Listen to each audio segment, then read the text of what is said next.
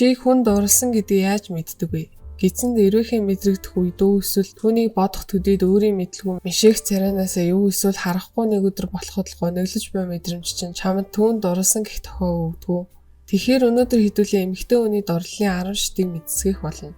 Чи өөрөө дурлаагүй гэж хэлж болох ч үгнээс чинь түрүүнд үйлдэл чинь хэлээд өгч байгааг олгоорой. Нэгдүгээрх нь бодож эхлэх. Утас дуурахад л тэр хүнээс гэж бодох, орой унтахтаач бодол чинь гүгээд байгаа хүнээс болоод унтаж чадахгүй байна уу? Тэгвэл чи түн дурлаж эхэлж байна гэсэн үг. Хүн дурлж эхлэх үед тарих фенилэтиламин гэх зүйлийг ялгаруулж эхэлдэг. Энэ мөн хүн их хэмжээний чихэрлэг шоколад идэх үед ялгардаг. Иймд хэдий буруу зүйл гэдгийг мэдэгч үүнийг хийхээ зогсож чадахгүй байдаг гин шүү.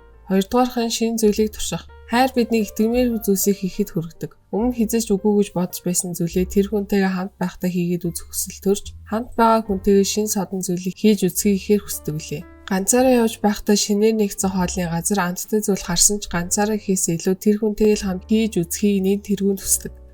Гуравдугаархан жагсаалт. Хүн бүрийн дотор маш чухал зүйлсийн жагсаалт гэж байдаг. Тэр жагсаалт нь хэр барагдаа өөрчлөгддөггүй ч дурлсан үед бол хаанч байгаагүй нэг зүйл болох тэр хүн чинь юм бүхний тэргүүнд байрладаг. Жагсаалтны эхний 5 дотор нөгөө хүн чинь орсон бол таны үед маш чухал хүн болоо зогсохгүй таны түүнийг их хайрчий хийсний шинжгэн шүү. Баярт мэдээ дуусан даруйда гэр бүл найз нөхдөөс гадна тэрл хүндээ хэлхийг хүсэж эхэлнэ. Дөрөвдүгээрх нь таталцлын хүч. Таны ойр дотны эмэгтэй хүмүүс чинь дурлсан хүнийхээ татагддаг хачин жигтэй зүйлийг ярьж байхыг сонсч байсан л үсттэй. Жишээлхэд манай найз анх найз залуугийнхаа уйлж байгааг хараад маш хүчтэй татагдаж эхэлж байсан. Зарим тохиолдолд эмэгтэй хүн тухайн хүнийхээ хааш яшилгаа сандарч байгаа байдал хамарны үс гэх мэт сонин зүйлийг хараад хүчтэй татагддаг. 5 дугаарх нь байгаа байдал. Чи ихний дүрийг үүсгэж байж болох ч одоо хийх зүйлийг чи үүсгэхийн аргагүй. Хүн тайртай болж дурлж эхлэх үед тухайн хүн өөртөө ч бас дурлаж хайрлаж эхэлдэг.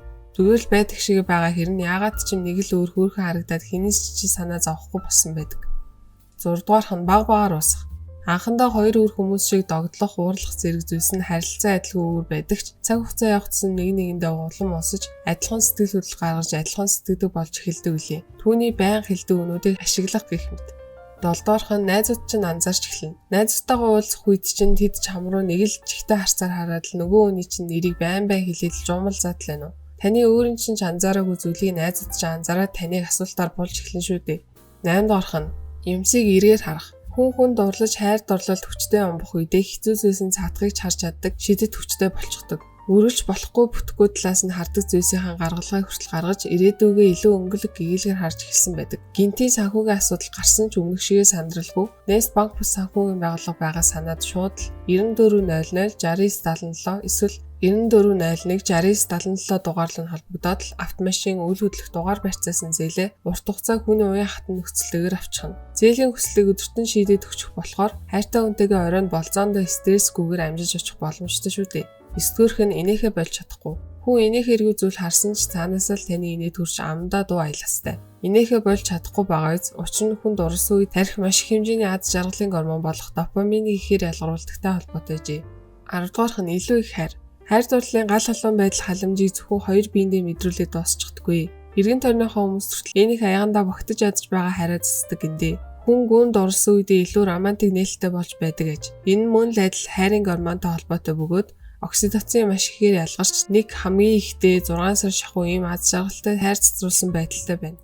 Үүнээс цааш байхгүй болон гээгүй шүү. Хамгийн өндөрлөх цэг нь үргэлжлэх хугацаа гин. Хамт байгаа хүн нөхцөл байдлаас хамаарат яаж л удаа үргэлжлэж болно шүү дээ. За ингээд хайрын шуухаанууд минь баяртай.